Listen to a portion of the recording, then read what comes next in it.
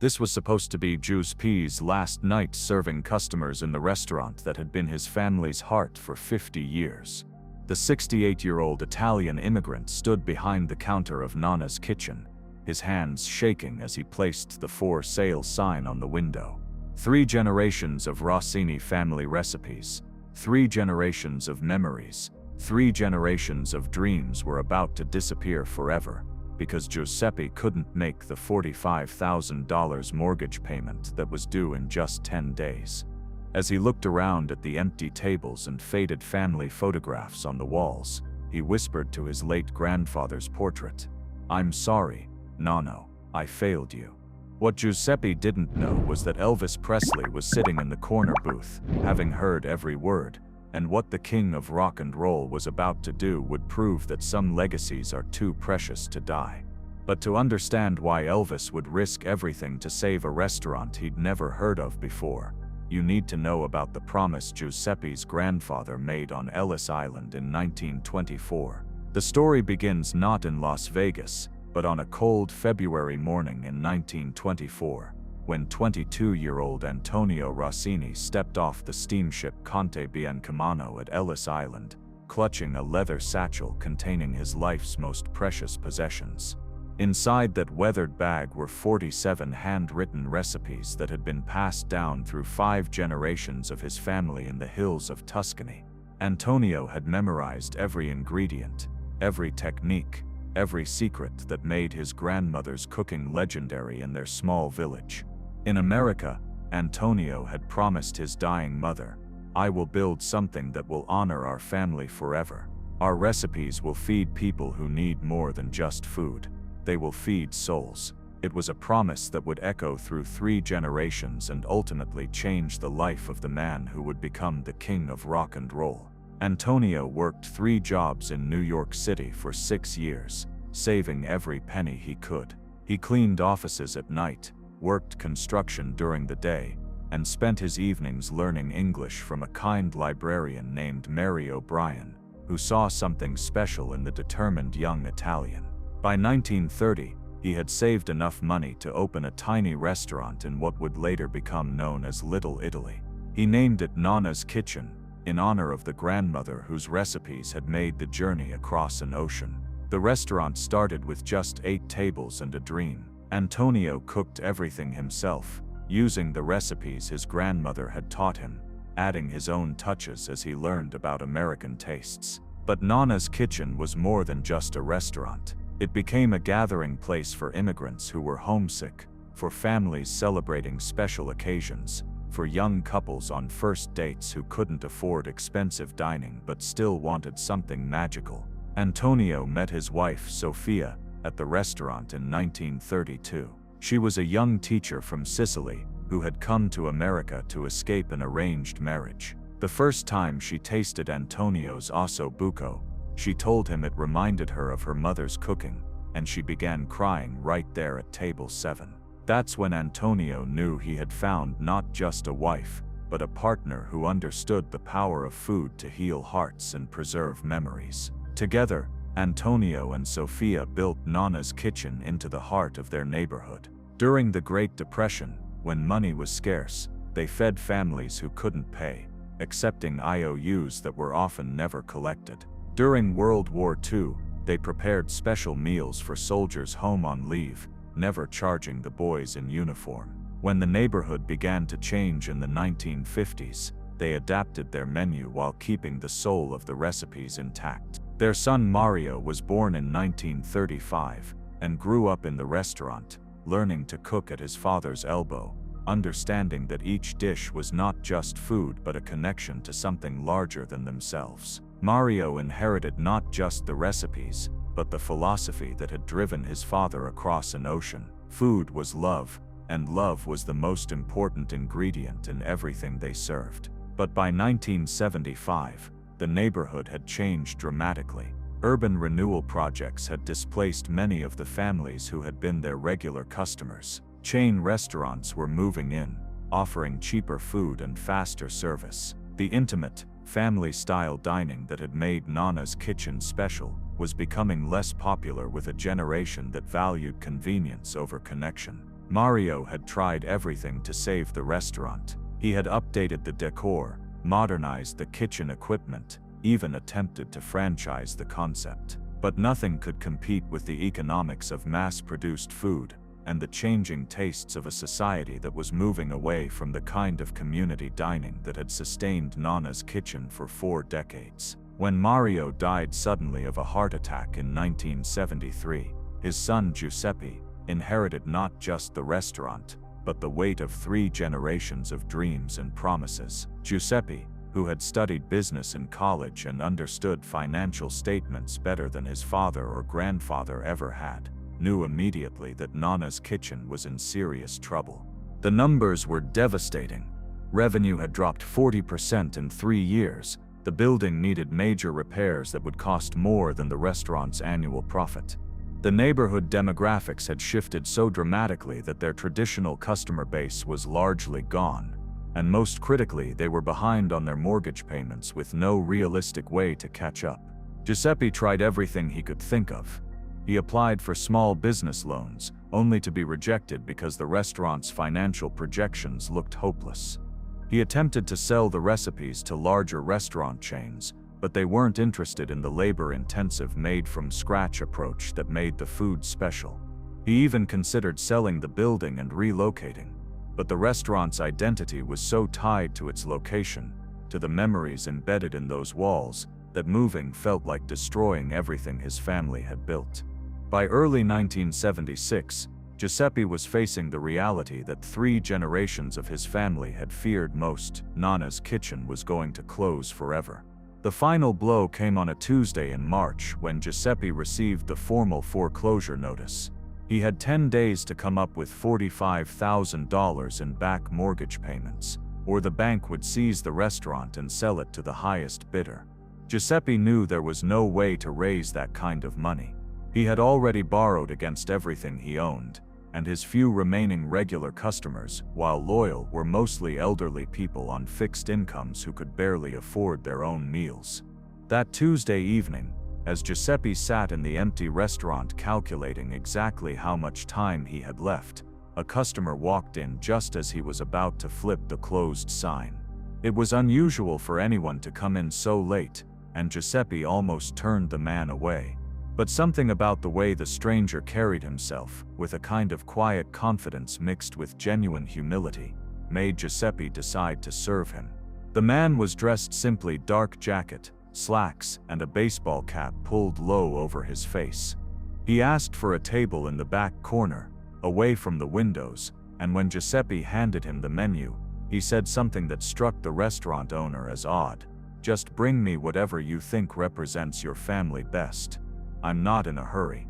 Giuseppe decided to prepare a meal that told the story of his family's journey. He started with his great-grandmother's antipasto, featuring olives that were marinated using a technique that dated back to the 1800s. Then came his grandfather's minestrone, made with a stock that had been simmering on the stove for 3 days. The main course was his father's osso buco, prepared exactly as it had been in 1930. Served with risotto that required 40 minutes of constant stirring and attention that most modern restaurants couldn't afford to give. As Giuseppe cooked, he found himself thinking about all the hands that had prepared these dishes before his great-grandmother, teaching his grandmother the secrets of proper seasoning. His grandfather, showing his father how to tell when the meat was perfectly tender just by looking at it. His father patiently explaining to Giuseppe that cooking was not just about following recipes, but about understanding how food could bring people together and make them feel cared for. When he brought the meal to the mysterious customer, Giuseppe was surprised to see the man eating with a kind of reverence that he rarely witnessed anymore. The stranger tasted each dish carefully, thoughtfully, as if he was trying to understand not just the flavors but the story behind them. "This is extraordinary," the man said quietly. "I can taste the love in every bite. How long has your family been cooking these recipes?" Giuseppe found himself sitting down at the table, something he almost never did with customers. But there was something about this stranger that invited conversation, a genuine interest that Giuseppe hadn't encountered in years. My great-grandmother taught these recipes to my grandmother in Italy. Giuseppe began. My grandmother taught them to my grandfather, who brought them to America in 1924. He taught them to my father, who taught them to me. Each generation has added something, but the heart of every dish is the same as it was 100 years ago. The stranger listened intently as Giuseppe told the story of his family's journey from Tuscany to Ellis Island, to this restaurant that had been their American dream. Giuseppe found himself sharing details he had never told anyone: how his grandfather had worked 3 jobs to save enough money to open the restaurant, how his grandmother had cried when she first tasted American tomatoes and realized they would have to adapt their recipes, how his father had met his mother right here at this very table. My grandfather used to say that recipes are just words on paper. Giuseppe continued, his voice growing heavy with emotion. But when you cook with love, when you understand that you're not just feeding someone's body but their soul, that's when food becomes something sacred. The stranger nodded thoughtfully. Your grandfather sounds like a wise man. What would he say about what's happening to the restaurant now? It was then that Giuseppe's composure finally broke. The weight of 3 generations of dreams, the pressure of the foreclosure notice, the knowledge that he was about to become the family member who let everything slip away, all came crashing down on him at once. He would be heartbroken, Giuseppe said, tears streaming down his face. In 10 days, this place will be sold to developers who want to tear it down and build condominiums. 50 years of my family's life, gone forever. My grandfather's dream, my father's life's work, my grandmother's recipes, all of it will disappear, because I couldn't figure out how to make it profitable enough to survive. Giuseppe pulled out the foreclosure notice and placed it on the table between them. $45,000, he said. That's what I need to keep 3 generations of my family's legacy alive. I've tried everything. Banks won't loan money to a failing restaurant. I can't sell the recipes because nobody wants to invest the time and care it takes to make them properly. I'm going to be the Rossini who let it all die. The stranger studied the foreclosure notice carefully, then looked up at Giuseppe with an expression that seemed to combine understanding, determination, and something that looked almost like recognition. Giuseppe, he said quietly. What if I told you that I think your grandfather's dream deserves to survive? What if I told you that I believe this restaurant represents something America needs more of, not less of? Giuseppe looked at the man with confusion. I appreciate your kindness, sir, but unless you happen to have $45,000 in your pocket, I'm not sure what anyone can do at this point. The stranger smiled, and for the first time that evening, Giuseppe noticed something familiar about that smile, something that seemed to tug at a memory he couldn't quite place. Giuseppe, the man said, reaching into his jacket pocket. My name is Elvis Presley, and I think it's time we had a longer conversation. Giuseppe's first reaction was disbelief. Elvis Presley, the rock and roll star, sitting in his failing restaurant, eating his grandmother's osso buco. It seemed impossible. But as the man removed his baseball cap and Giuseppe saw the distinctive profile, the unmistakable features that had been on magazine covers and movie screens for the past 20 years, he realized it was true. You're really him, Giuseppe stammered. But why? Why are you here? Elvis leaned forward, his expression serious but kind. Giuseppe, I've been coming here every Tuesday for the past month, not as Elvis Presley the entertainer, but as someone who needed to find something real, something authentic, in a world that's becoming more artificial every day. He paused, seeming to gather his thoughts. I grew up poor in Mississippi. My mother used to say that you could tell everything about a person's character by the way they treated food and the people who served it. She taught me that sharing a meal with someone was one of the most intimate, honest things you could do. Giuseppe listened, still trying to process the reality of who was sitting at his table. When I walk into most restaurants now, Elvis continued, people see Elvis Presley first and a human being second.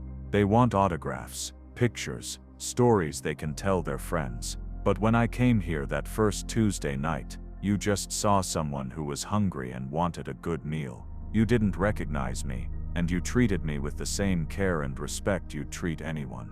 Elvis gestured around the restaurant, taking in the faded photographs on the walls, the worn but clean tablecloths, the evidence of 50 years of family pride and dedication. "This place represents everything that's good about America," he said. "Immigration, family values, hard work, the belief that if you pour your heart into something and treat people right, you can build something lasting and meaningful. Your grandfather came here with nothing but recipes and dreams, and he created something that has fed thousands of people, employed dozens of workers, and kept a community together for half a century." Giuseppe felt tears welling up again. "But it's not enough anymore. The world has changed. People want fast food, cheap prices, convenience. They don't want to pay for the time it takes to make stock from scratch or to age the cheese properly." "Some people don't," Elvis agreed. "But there are still people who understand quality, who appreciate authenticity, who want to be part of something real instead of something manufactured. We just need to help them find you." Elvis pulled out a checkbook and began writing. "The first thing we need to do is solve the immediate problem. Consider this a loan, not a gift. I believe in what your family has built here, and I want to see it continue." He handed Giuseppe a check for $50,000. Giuseppe stared at the check in disbelief. "I can't accept this. It's too much. You don't even know if I can pay it back." "Giuseppe," Elvis said firmly, "let me tell you what I see when I look at this restaurant. I see Antonio working 3 jobs to save money for his dream. I see Sofia crying over osso buco because it reminded her of home. I see Mario growing up among these tables, learning that food is love, and love is the most important ingredient in everything. I see you carrying the weight of 3 generations of dreams and willing to break your heart rather than let them die." Elvis paused, his voice becoming even more serious. "But more than that, I see what this place could become with the right support. I see families gathering around these tables for birthday celebrations. I see young couples sharing their first romantic dinner. I see immigrants finding comfort in food that tastes like home. I see a community coming together around something real and authentic and beautiful." Giuseppe looked down at the check again, then back at Elvis. "Why would you do this for us? You could invest this money in anything. Why a failing restaurant in a neighborhood most people have forgotten about?" Elvis smiled, and Giuseppe could see something in his expression that looked like his own grandfather's determination, his own father's belief in the power of food to bring people together. "Because, Giuseppe, I believe that preserving something beautiful is always worth the investment. Your family's recipes, your commitment to quality, your belief that every customer deserves to be treated with respect and care. These things matter. They matter more now than they ever have. Because they're becoming rare." Elvis stood up and walked over to the wall where Giuseppe's family photographs were displayed. He studied a picture of Antonio and Sofia standing in front of the original Nonna's Kitchen sign in 1930. "Your grandfather had the same look in his eyes that you have," Elvis said. "The look of someone who believes that what they're doing matters beyond just making money. That's not something you can manufacture or fake. That's something that gets passed down through generations, and when it's real, people can taste it in the food, feel it in the atmosphere, sense it in the way they're treated." Elvis returned to the table and sat down again. "But paying off the mortgage is just the first step. If we're going to make sure Nonna's Kitchen survives for another 50 years, we need to think bigger." Over the next hour, Elvis laid out a vision that was both simple and revolutionary. Instead of trying to compete with fast food chains on price and speed, Nonna's Kitchen would double down on what made it special: authenticity, quality, and the kind of personal service that made customers feel like they were eating in someone's home rather than at a commercial establishment. Elvis proposed several changes that would help the restaurant reach new customers while staying true to its roots. First, he suggested partnering with culinary schools to offer cooking classes where Giuseppe could teach traditional Italian techniques to aspiring chefs. The classes would generate additional revenue while ensuring that the knowledge Giuseppe had inherited would be passed on to the next generation. Second, Elvis thought the restaurant should start offering catering services for special events. Many people who couldn't afford to dine out regularly might be willing to splurge on authentic Italian cuisine for weddings, anniversaries, or family celebrations. The catering would allow Nonna's kitchen to serve larger groups while maintaining the quality and personal attention that made the food special. Third, Elvis suggested that Giuseppe consider writing a cookbook that would include not just the recipes but the stories behind them. The book would preserve the family history while generating additional income and publicity for the restaurant. But perhaps most importantly, Elvis offered something that money couldn't buy: his endorsement and support. He proposed hosting a series of dinner parties at Nonna's kitchen, inviting friends from the entertainment industry, business leaders, and food critics. The goal wasn't just publicity, though that would certainly help. The goal was to create a community of people who appreciated what Giuseppe's family had built and wanted to see it continue. "Giuseppe," Elvis said as their conversation continued past midnight, "I want you to understand something. This isn't charity. This is an investment in something I believe in. I believe that restaurants like this one, families like yours, traditions like the ones you've preserved, are what make America great. When people talk about the American dream, this is what they mean. Immigrants coming here with nothing but determination and skill, building something beautiful and lasting, passing it on to their children and grandchildren." Elvis paused, seeming to choose his words carefully. "I've been blessed with success beyond anything I ever dreamed of when I was growing up in Memphis. But with that success comes responsibility. I have the opportunity to help preserve things that matter, to support people who are doing important work, to make sure that authentic, beautiful things don't disappear just because they're not immediately profitable." Giuseppe listened to Elvis's words and felt something he hadn't experienced in months. Hope. Not just hope that the restaurant might survive, but hope that it might actually thrive, that the legacy his grandfather had started with nothing but recipes and determination might continue for another 50 years. But even as hope began to replace despair, Giuseppe felt the weight of responsibility settling on his shoulders. "Elvis," he said quietly, "if you do this, if you help us like this, I want you to know that we won't let you down. This restaurant will become everything you believe it can be. We'll honor your faith in us." Elvis reached across the table and shook Giuseppe's hand. "I know you will, Giuseppe. I can see it in your eyes, the same thing I saw in your grandfather's photograph. You understand that this is about more than just running a restaurant. This is about preserving something sacred."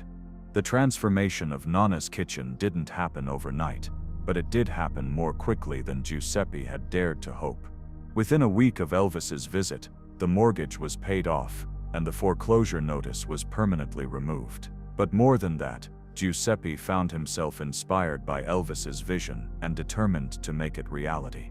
The first cooking class was held on a Saturday morning in April, with 12 students learning to make fresh pasta from scratch. Giuseppe taught the same techniques his grandmother had shown him, explaining not just how to mix the dough and roll it thin, but why each step mattered, how you could tell by touch when the consistency was right, what it meant to put love and attention into every aspect of the process. The students were fascinated not just by the cooking techniques, but by the stories Giuseppe told as he worked. They learned about his great-grandmother's herb garden in Tuscany, about his grandfather's journey to Ellis Island, about the way his father had adapted traditional recipes to American ingredients without losing their essential character. Word spread quickly about the cooking classes, and soon Giuseppe was booking sessions weeks in advance. Food writers from local newspapers came to cover the classes, and ended up writing feature articles about the restaurant's history and the quality of its food.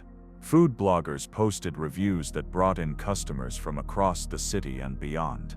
The catering business took off even more dramatically. It started with a single wedding reception, but as word spread about the quality of the food and the personal attention Giuseppe gave to every event, requests began pouring in. Giuseppe found himself catering anniversary parties, graduation celebrations, corporate events, and even a few movie premieres where Elvis had recommended his services. But perhaps the most significant change was the atmosphere in the restaurant itself. The sense of desperation and defeat that had permeated Nonna's kitchen for the past few years was replaced by energy and optimism. Giuseppe hired additional staff, including his nephew Marco, who had just graduated from culinary school and was eager to learn the family recipes and techniques. The dinner parties that Elvis hosted at the restaurant became legendary in entertainment circles. Unlike the glitzy artificial atmosphere of many Hollywood gatherings, the evenings at Nonna's kitchen were intimate, authentic, and focused on genuine conversation and exceptional food. Guests included not just entertainers, but writers, directors, business leaders, and food critics who appreciated the opportunity to experience something real and meaningful. One of the most memorable evenings was a dinner party Elvis hosted for Frank Sinatra's birthday. Sinatra, who was known for his appreciation of authentic Italian cuisine, was so impressed with the food and atmosphere that he became a regular customer, often bringing friends and business associates to experience what he called the most honest Italian restaurant in America. The cookbook project, which Giuseppe had initially approached with some skepticism, became another unexpected success. Working with a professional writer, Giuseppe created more than just a collection of recipes. The book, titled Nonna's Legacy: 5 Generations of Italian Cooking in America, included the complete history of the Rossini family's journey from Tuscany to Little Italy, along with detailed explanations of traditional techniques and the stories behind each dish. The cookbook was picked up by a major publisher and became a bestseller in the food and memoir categories. More importantly for Giuseppe, it served as a permanent record of his family's legacy, ensuring that the stories and techniques would survive even if something happened to the restaurant itself. As the restaurant's success grew, Giuseppe made a decision that surprised many people but reflected the values his grandfather had instilled in him. Despite the increased business and higher profits, he chose to keep the restaurant's intimate family atmosphere rather than expanding into a larger space or opening additional locations. "My grandfather didn't come to America to build a restaurant empire," Giuseppe explained to a food magazine reporter. "He came to build something meaningful, something that would serve the community and preserve the traditions he valued. Making money is important, but making money while staying true to those values is what matters most." This philosophy extended to how Giuseppe treated his employees and customers. Even as the restaurant became more popular and could have charged higher prices, Giuseppe kept his menu affordable enough that working families could still afford to celebrate special occasions there. He provided health insurance and paid vacation time for all his employees, benefits that were rare in the restaurant industry at that time. Giuseppe also established a tradition that his grandfather would have appreciated. Every Thursday evening, the restaurant offered free meals to elderly residents of the neighborhood who lived on fixed incomes. The meals were served with the same care and attention as any paying customer received, and many of the elderly diners became regular fixtures at the restaurant, sharing stories about the neighborhood's history and providing a connection to the community's past. Elvis continued to be a regular customer and supporter of the restaurant, but he was careful never to overshadow Giuseppe's role as owner and head chef. When food critics or reporters asked about his involvement, Elvis always redirected the conversation to Giuseppe's skills and the quality of the food and service. "I just helped solve a short-term financial problem," Elvis would say. "Everything else, all the success and recognition, that's because of Giuseppe and his family's incredible dedication to quality and authenticity. I'm just grateful I get to eat there regularly." But privately, Elvis often told friends that his involvement with Nonna's kitchen had been one of the most satisfying investments he'd ever made. "It's not just about saving a restaurant," he explained to his manager, Colonel Parker, who had initially questioned the wisdom of getting involved in a failing business. "It's about preserving something that represents the best of what America can be." The success of Nonna's kitchen had ripple effects throughout the neighborhood. Other small businesses, inspired by Giuseppe's example and encouraged by the increased foot traffic the restaurant generated, began investing in improvements and expansions. The area, which had been declining for years, started to experience a renaissance as young families and food lovers discovered the authentic Italian dining and shopping opportunities. Giuseppe became something of a community leader, organizing festivals that celebrated Italian-American culture and working with local government officials to improve infrastructure and attract appropriate development that would enhance rather than destroy the neighborhood's character. 5 years after that Tuesday evening when Elvis first walked into Nonna's kitchen, Giuseppe reflected on how dramatically his life had changed. The restaurant that had been days away from foreclosure was now thriving, booked weeks in advance for weekend reservations and catering events scheduled months ahead of time.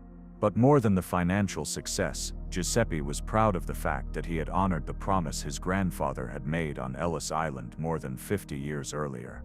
The recipes were not just preserved but celebrated, shared with new generations of cooks and food lovers who appreciated the time and care required to prepare them properly. The restaurant employed 15 people, including several members of Giuseppe's extended family who had learned the traditional techniques and could carry them forward to future generations. The cooking classes had trained hundreds of students, ensuring that the knowledge Giuseppe had inherited would not be lost. Perhaps most importantly, Nonna's kitchen had become exactly what Antonio Rossini had envisioned when he first opened the restaurant in 1930, a gathering place where food brought people together, where families created memories, where the simple act of sharing a meal became something sacred and meaningful. On the 5th anniversary of Elvis's first visit, Giuseppe organized a special dinner to celebrate what they had accomplished together. The guest list included Elvis, of course, but also Frank Sinatra, several food critics who had written about the restaurant, students from the cooking classes, employees past and present, and longtime customers who had supported the restaurant through both its difficult times and its success. As Giuseppe stood to address the gathering, he looked around the dining room at the faces of people who had become not just customers or business associates but friends and extended family. On the walls, the photographs of his grandfather and grandmother seemed to smile down at the celebration. "My grandfather used to say that America was a place where dreams could come true if you were willing to work hard enough and treat people right," Giuseppe began. "5 years ago, I thought our family's dream was ending. I thought I was going to be the generation that let everything slip away." Giuseppe paused, looking directly at Elvis, who was sitting at the same corner table where they had first had their long conversation about legacy and responsibility. "But I learned that night that dreams don't end, they just sometimes need help from people who understand their value." Elvis didn't just save our restaurant with his financial support. He reminded me that what we do here matters, that preserving tradition and quality and authentic human connection is worth fighting for. Giuseppe raised his glass in a toast. "To my grandfather Antonio, who brought these recipes across an ocean. To my grandmother Sofia, who taught us that food is love. To my father Mario, who showed us that serving others is the highest calling. To Elvis, who believed in us when we had stopped believing in ourselves. And to all of you who prove every day that there are still people who appreciate authenticity and quality and the simple pleasure of sharing a good meal with good friends." The toast was followed by one of the most memorable meals in Nonna's kitchen's history. Giuseppe had prepared a menu that told the story of his family's journey, antipasti, featuring ingredients imported from the same regions of Italy where his ancestors had lived. Pasta made using techniques passed down through 5 generations, and main courses that represented the evolution of Italian cuisine as it adapted to American ingredients and tastes. But the evening was about more than just exceptional food. It was a celebration of the idea that authentic traditions could not only survive in modern America, but thrive when they were supported by people who understood their value and were willing to invest in their preservation. As the evening wound down and guests began to leave, Elvis lingered at his corner table, as he often did after meals at Nonna's kitchen. Giuseppe joined him, and they sat together in comfortable silence, looking around at the restaurant that had become so much more than either of them had imagined that Tuesday night 5 years earlier. "Giuseppe," Elvis said finally, "I want you to know that helping save this place has been one of the most meaningful things I've ever done. Not because of the publicity or the recognition, but because it proved that beautiful, authentic things can survive if people are willing to fight for them." Giuseppe nodded, understanding exactly what Elvis meant. "You know, Elvis, my grandfather always said that the most important legacy you can leave is not money or property, but the knowledge that you made the world a little better than you found it. I think he would be proud of what we've accomplished together." Elvis smiled, the same genuine, humble expression that had convinced Giuseppe to trust him that first night. "I think your whole family would be proud, Giuseppe. You've honored their memory and their values while building something even more beautiful than they originally imagined."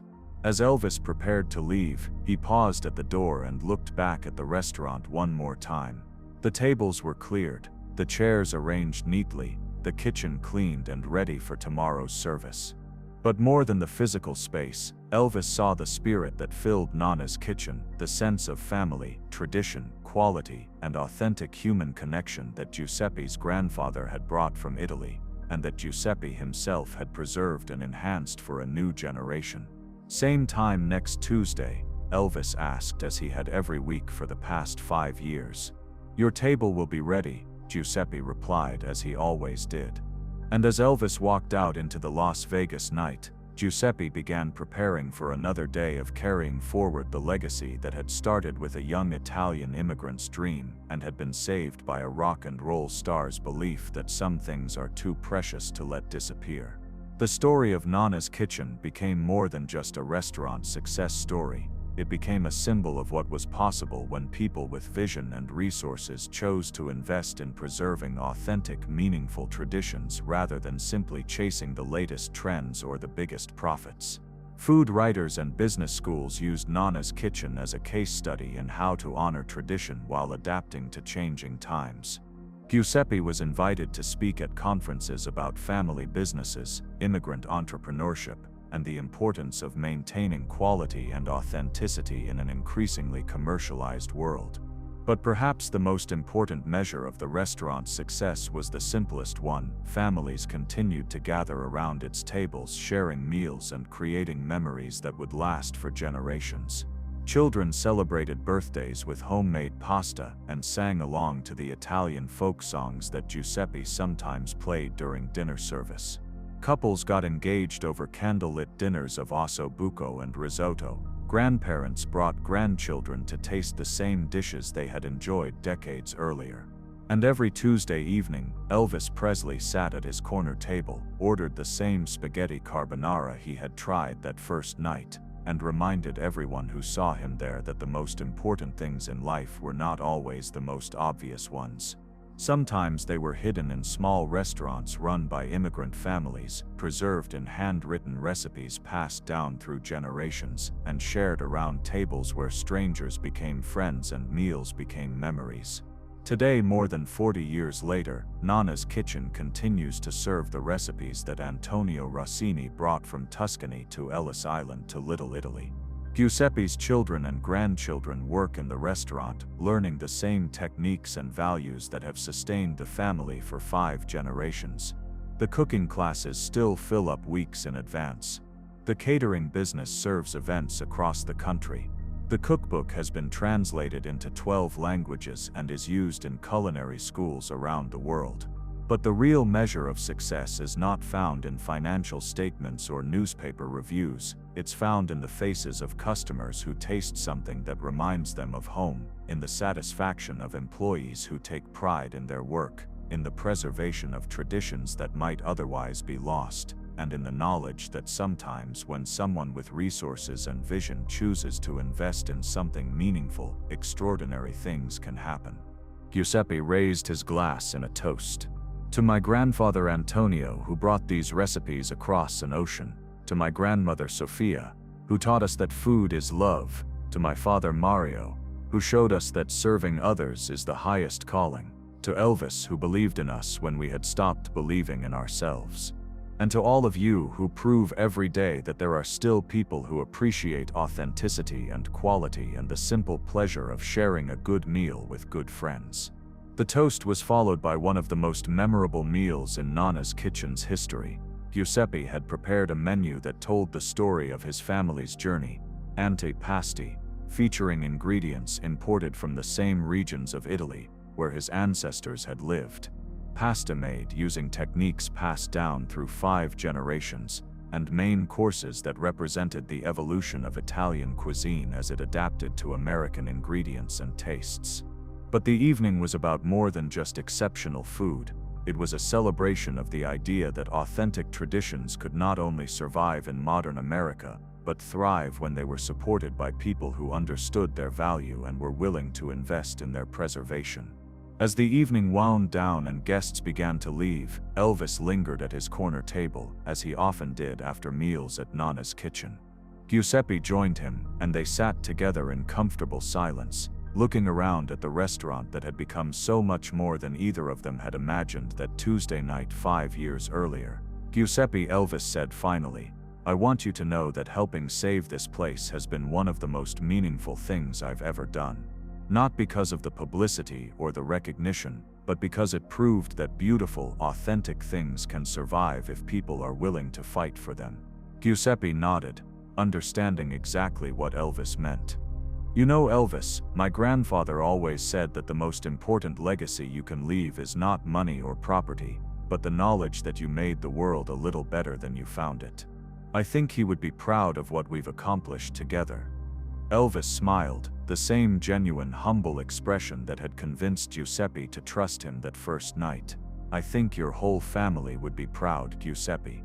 You've honored their memory and their values while building something even more beautiful than they originally imagined." As Elvis prepared to leave, he paused at the door and looked back at the restaurant one more time. The tables were cleared, the chairs arranged neatly, the kitchen cleaned and ready for tomorrow's service. But more than the physical space, Elvis saw the spirit that filled Nonna's kitchen, the sense of family, tradition, quality, and authentic human connection that Giuseppe's grandfather had brought from Italy, and that Giuseppe himself had preserved and enhanced for a new generation. "Same time next Tuesday?" Elvis asked, as he had every week for the past 5 years. "Your table will be ready," Giuseppe replied, as he always did.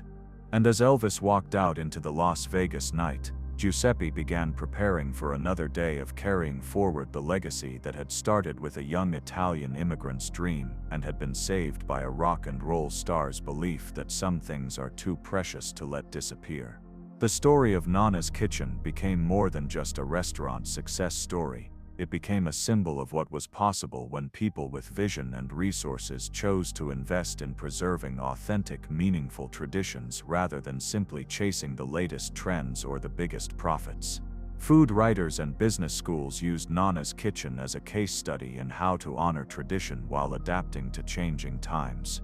Giuseppe was invited to speak at conferences about family businesses, immigrant entrepreneurship, and the importance of maintaining quality and authenticity in an increasingly commercialized world. But perhaps the most important measure of the restaurant's success was the simplest one: families continued to gather around its tables, sharing meals and creating memories that would last for generations. Children celebrated birthdays with homemade pasta and sang along to the Italian folk songs that Giuseppe sometimes played during dinner service. Couples got engaged over candlelit dinners of osso buco and risotto. Grandparents brought grandchildren to taste the same dishes they had enjoyed decades earlier. And every Tuesday evening, Elvis Presley sat at his corner table, ordered the same spaghetti carbonara he had tried that first night, and reminded everyone who saw him there that the most important things in life were not always the most obvious ones. Sometimes they were hidden in small restaurants run by immigrant families, preserved in handwritten recipes passed down through generations, and shared around tables where strangers became friends and meals became memories. Today, more than 40 years later, Nonna's Kitchen continues to serve the recipes that Antonio Rossini brought from Tuscany to Ellis Island to Little Italy. Giuseppe's children and grandchildren work in the restaurant, learning the same techniques and values that have sustained the family for 5 generations. The cooking classes still fill up weeks in advance.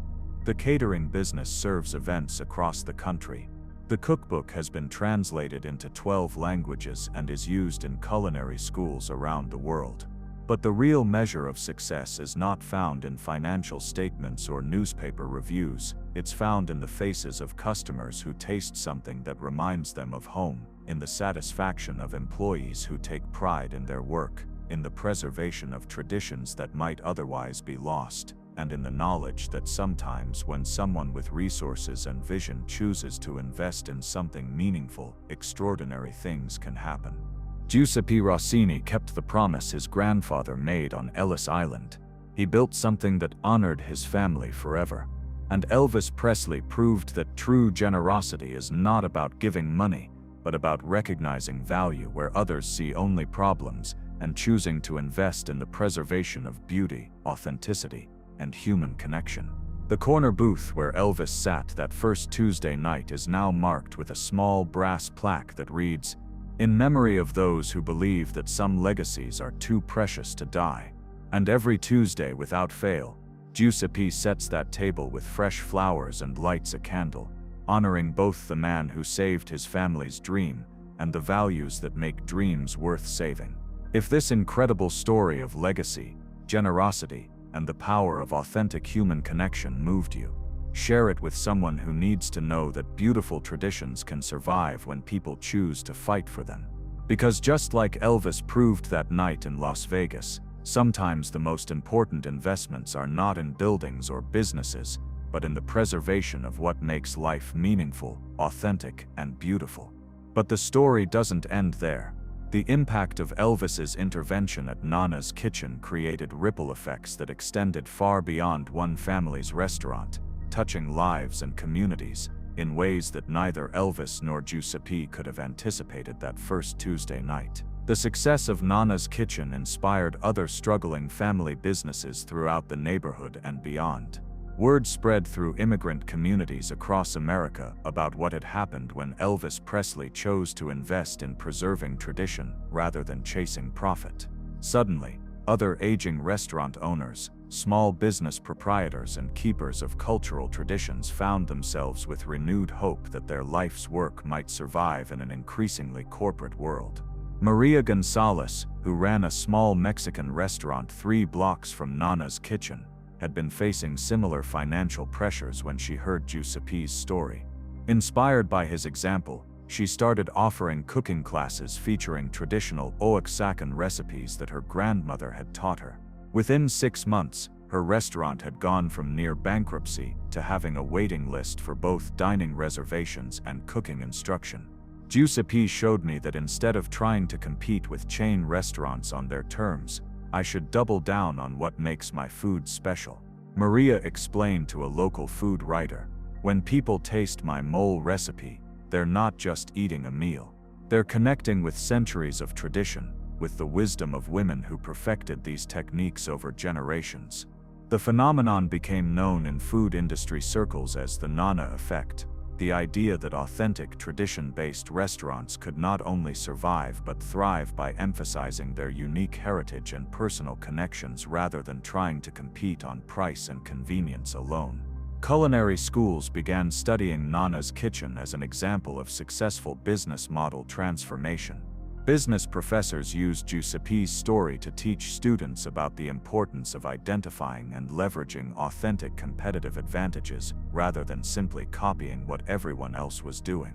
But perhaps the most significant long-term impact was on the neighborhood itself. The success of Nonna's kitchen, combined with the increased foot traffic from food lovers and cooking students, attracted other quality businesses that complemented rather than competed with the area's authentic character. A small bookstore specializing in cooking and travel books opened next door to the restaurant. An Italian import shop began carrying the same types of aged cheeses and cured meats that Giuseppe used in his dishes. A wine bar featuring selections from small Italian vineyards created a perfect complement to the dining experience at Nonna's kitchen. The transformation was gradual but profound. What had been a declining neighborhood became a destination for people seeking authentic experiences in an increasingly artificial world. Property values increased, but not in a way that displaced longtime residents. Instead, the area attracted young families who appreciated the sense of community and connection to tradition that places like Nonna's kitchen represented. Giuseppe became an unofficial ambassador for the neighborhood, working with city planners and local government officials to ensure that development enhanced rather than destroyed the area's character.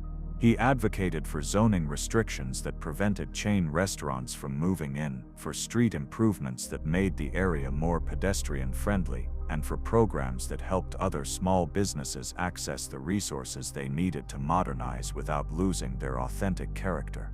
The cooking classes at Nonna's kitchen evolved into something much larger than Giuseppe had originally envisioned. He partnered with the local community college to offer accredited courses in traditional cooking techniques, food history, and restaurant management. Students came from across the country to study not just how to make authentic Italian food, but how to build businesses that honored tradition while adapting to contemporary markets.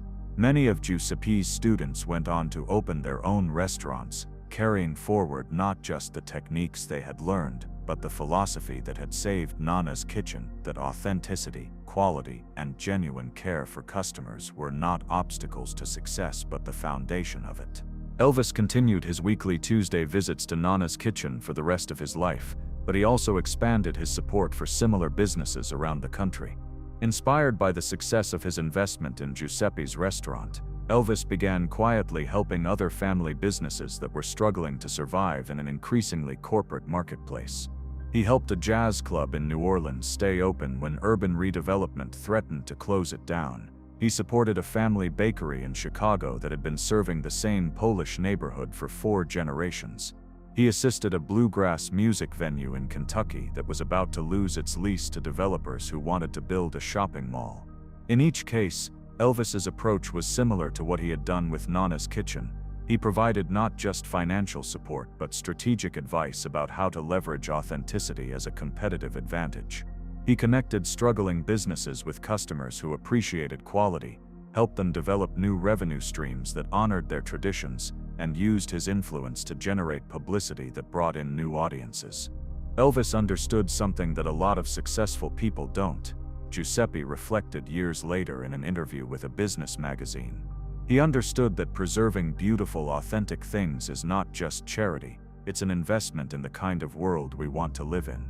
The cookbook that Giuseppe had written with Elvis's encouragement became more than just a collection of recipes. It became a manifesto for a different approach to food and business, one that valued tradition, quality, and human connection over efficiency and profit maximization. The book inspired a movement of chefs and restaurant owners who began emphasizing their own family histories and cultural traditions in their cooking and marketing. Food television shows started featuring more content about heritage recipes and traditional techniques.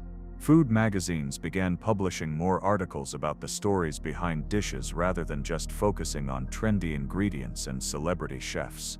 Giuseppe was invited to appear on cooking shows, to speak at food industry conferences, and to consult with other restaurant owners who wanted to follow his example. But he was careful never to let these opportunities take him away from the daily work of running Nonna's kitchen, or from the relationships with customers and employees that had always been the heart of the business. "My grandfather didn't cross an ocean so that I could become famous," Giuseppe would tell people who urged him to franchise the restaurant or license his recipes to larger companies. He crossed an ocean so that his family could build something meaningful and lasting. That's what I'm focused on. The restaurant's success allowed Giuseppe to expand in carefully chosen ways that honored his family's values. He opened a small market attached to the restaurant where customers could buy the same high-quality ingredients he used in his cooking: imported olive oil, aged balsamic vinegar, artisanal pasta, and house-made sauces and prepared foods. The market became a gathering place for home cooks who wanted to learn more about authentic Italian ingredients and techniques. Giuseppe would spend time with customers explaining how to select the best olive oil, how to tell when mozzarella was properly fresh, how to store and use different types of aged cheese. Giuseppe's market became like a classroom, one regular customer explained. You couldn't just grab things off the shelf and go. Giuseppe would want to know what you were planning to cook, and then he'd help you choose exactly the right ingredients and give you tips about how to use them properly. The market also served as a connection point between Nonna's kitchen and the broader community. Giuseppe sourced products from other family businesses when possible, creating a network of authentic food producers who supported each other's success. He carried bread from a 4th-generation Italian bakery in Brooklyn, olive oil from a family farm in California run by immigrants from the same region of Tuscany where his own family had originated, and wine from small vineyards owned by families who had been making wine for centuries. The relationships Giuseppe built with these producers enriched the dining experience at Nonna's kitchen while supporting other businesses that shared his commitment to quality and tradition.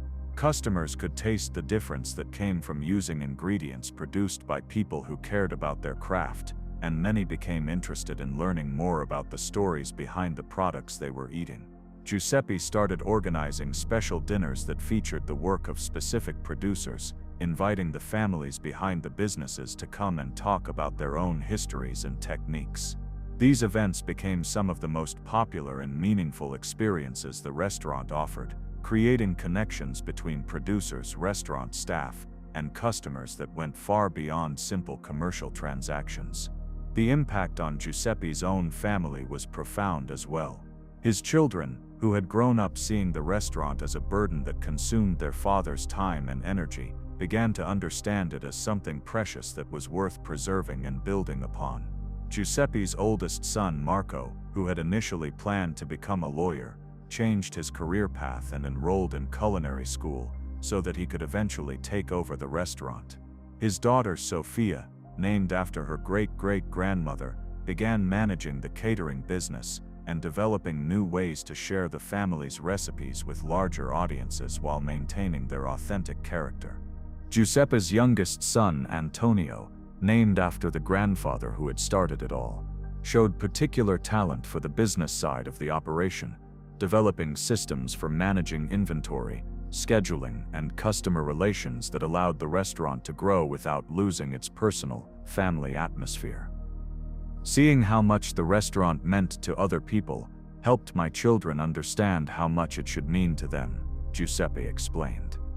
When they saw customers crying over a bowl of my grandmother's minestrone because it reminded them of their own grandmother's cooking, when they saw Elvis treating our family recipes with the same respect he'd show a piece of classical music, they began to understand that we weren't just running a business, we were keeping something sacred alive.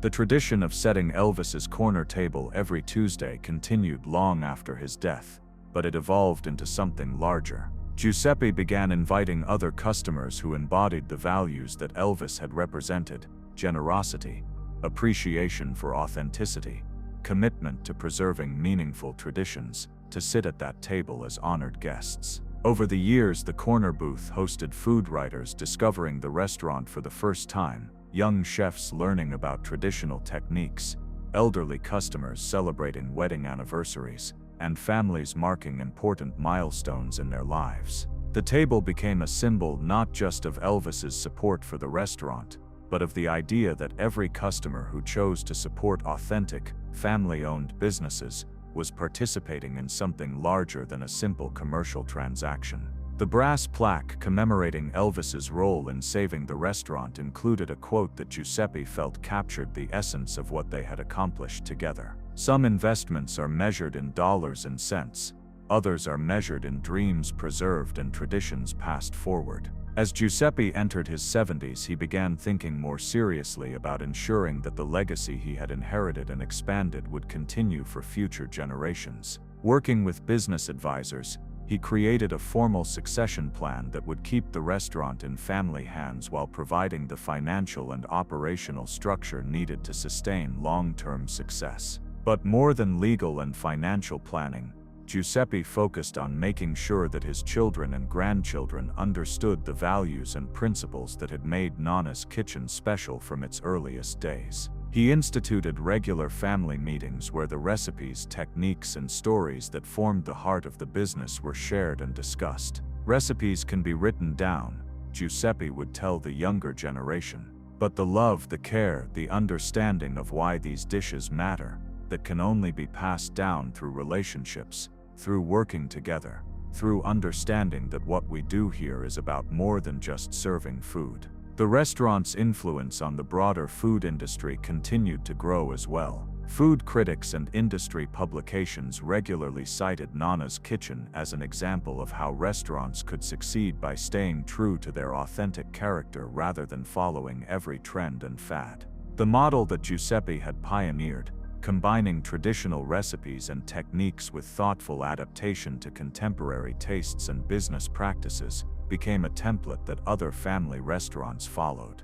Business schools began teaching case studies based on Nonna's kitchen's transformation from near bankruptcy to thriving success. But perhaps the most meaningful recognition came from the community itself. The neighborhood where Nonna's kitchen had struggled to survive in the 1970s had been transformed into one of the most vibrant and authentic dining destinations in the city, attracting visitors from around the world while maintaining its character as a place where locals could afford to eat and feel at home. Giuseppe was honored by the city with awards recognizing his contributions to economic development, cultural preservation, and community building.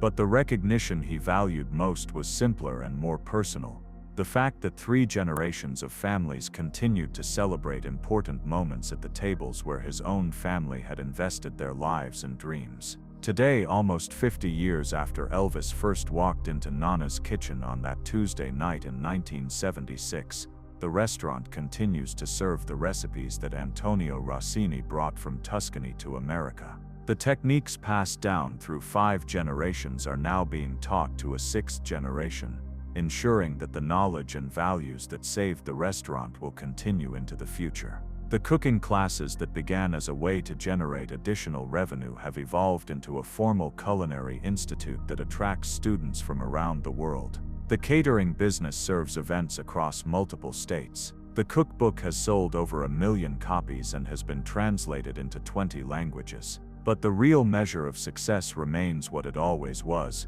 families gathering around tables to share meals that nourish both body and soul, traditions being preserved and passed forward, and the knowledge that authentic, beautiful things can survive and thrive when people choose to fight for them. Giuseppe Rossini kept the promise his grandfather made on Ellis Island, and Elvis Presley proved that true generosity lies not just in giving money, but in recognizing value where others see only problems and choosing to invest in the preservation of what makes life meaningful.